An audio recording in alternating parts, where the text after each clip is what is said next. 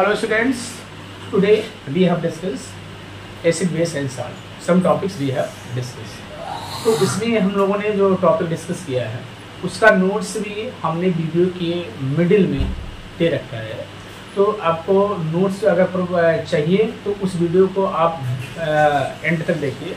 उसके बीच बीच में हमने नोट्स कितना आपको बोर्ड के एग्जाम में लिखना है, क्या लिखना है, ये सब चीज़ें हमने प्रोवाइड कर रखा है। ठीक है, तो उस चीज़ को देखने के लिए आपको या उस चीज़ को पाने के लिए आप वीडियो को अंत तक देखना चाहिए। अगर इस चैनल पे आप नए हैं तो वीडियो को देखिए, अगर समझ में आ रहा है तो चैनल को सब्सक्राइब कीजिए। अगर आप पुराने हैं, ऑलरेडी सब्सक्राइब कर चुके हैं, तो ये वीडियो अगर समझ में आता है तो अपने फ्रेंड को शेयर। क्या ब्लीचिंग पाउडर, एक क्लास 10 का टॉपिक है। क्या पढ़ेंगे हम लोग यहाँ पे?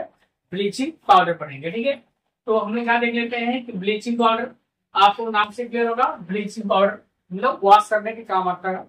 इसका केमिकल नेम क्या है? कई बार पूछा कि what is the chemical name of bleaching powder? So that is calcium oxychloride. Calcium oxychloride. ठीक है, अब देखिए यहाँ पे इसको कैसे हम लोग प्रिपेयर करते हैं। How to prepare it? So we have prepared by the reaction of calcium hydroxide with Cl2. When calcium hydroxide react with Cl2 it form calcium oxychloride and H2. What is the use? It is used in textile industry for bleaching cotton, linen, wood pulp, cloths, etc.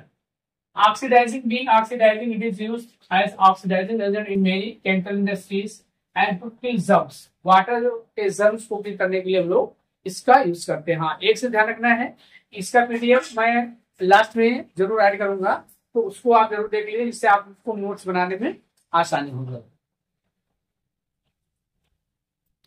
So what we are going to discuss here, beta, preparation of baking soda. What is this chemical name? Baking soda, sodium bicarbonate, and this is the name. Okay, how to prepare? Here, brine solution react with NH3 in presence of CO2 to form ammonium chloride and sodium bicarbonate. This is known as baking soda. When it is being heated, when baking soda is being heated, it decomposes into Na2CO3, CO2 and H2.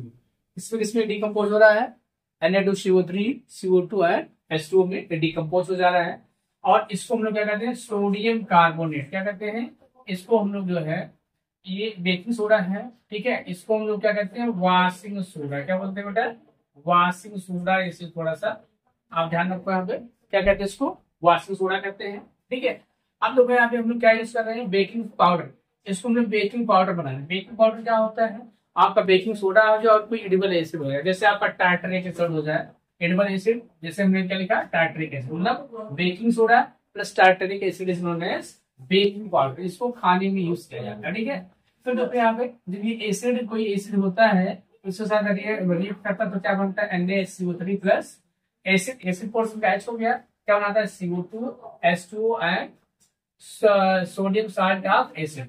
जो इसको हम लोग mix करेंगे और इसी सब का use जो केक आदि बनाने में किया जाता है। जो केक बनाए जाते हैं, या केक हो गए, या आपका ब्रेड हो गया, या आपका क्रिस्पी चीजें बनाने के पकौड़े हमारे घर पे बनते हैं। ठीक है, तो ये चीज क्यों होता है? क्योंकि जब हम लोग इसको हीट करते हैं, तो इसको हीट कर रहे हैं ना, तो ये CO2 निकल रहा है। यही गैस क्या होता है? जो हमें क्रिस्पी प्रोवाइड करता है। इसी गैस से फिल हो जाने के कारण हमें जो है फूड आइटम्स क्या लगते हैं? क्रिस्पी लगते हैं। ठीक है, अब देखिए यहाँ पे इंग्रेडिएंट ऑफ एंटासिड। एंटासिड आप जानते हैं, एंटासिड के बारे में आपने पढ़ा है। अगर नहीं पढ़ा है तो हमने इसके पहले प्रीवियस वीडियो अपलोड किया, उसमें जाके आप देख लो एंटासिड क्या होते हैं।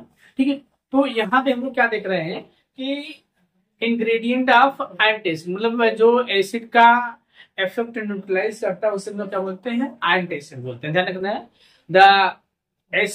The substance which neutralize the effect of acid is known as antacid. जैसे स्टमक में जब हमारे पास एसिडिटी होती है तो मिल्क ऑफ मैग्नीशिया यूज करते हैं, तो वो भी एक आपका एंटासिड है। ठीक है, इस चीज आपको ध्यान रखना है। अब देखिए ingredient of antacid being alkaline. ये क्या होता है? अल्कलाइन होता है। अल्कलाइन होता है, इसमें क्या होती है? एंटासिड का काम करता है। क्योंकि जो एसिड होता है वो एसिड इंजेक्ट होता है, तो एंटासिड उसको क्या करता है? अपना जो है न्यूट्रलाइज करता है। ये एसिड होता है और बेस होता है, आपको मालूम है। एसिड और बेस रिएक्ट करते हैं, क्या बनाते हैं? Salt plus water. उसके बाद क्या हो जाता है? रिलैक्स हो जाता है। ठीक है, एक चीज हो गया। फिर नेक्स्ट हम लोग देखते हैं यहाँ पे जो फायरिंग सॉल्यूशन होता है, यहाँ हमने क्या दिया रखा है, यहाँ पे जो हीट क्या आता है CO2 ये प्रोड्यूस होता है।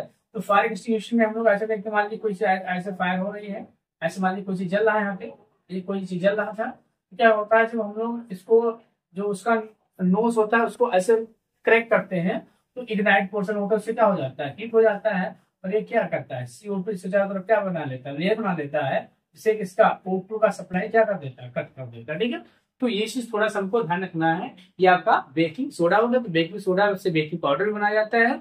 ये चीज बेकिंग सोडा बेकिंग पाउडर में डिफरेंस याद रखिएगा कि बेकिंग सोडा और बेकिंग पाउडर में वो baking soda plus edible acid अगर हम लोग मिलाते हैं तो उसे बेकिंग पाउडर कहते हैं, और इससे क्या करते हैं हम लोग, बेकिंग सोडा कहते हैं। ठीक है, तो डिफरेंट क्रिस्पी चीज, जैसे हमारे घरों में कोई चीज उसको जल्दी मेल्ट कराने के लिए भी बेकिंग सोडा को यूज यहाँ पे किया जाता है। तो बेकिंग सोडा का बहुत सारा यूज है, जैसे होटल्स आज में सब कोई चीज मेल्ट नहीं होता है तो उसमें लोग मिला देते हैं, तो क्या करता है, मेल्ट करने में हेल्प कर देता है। ठीक है,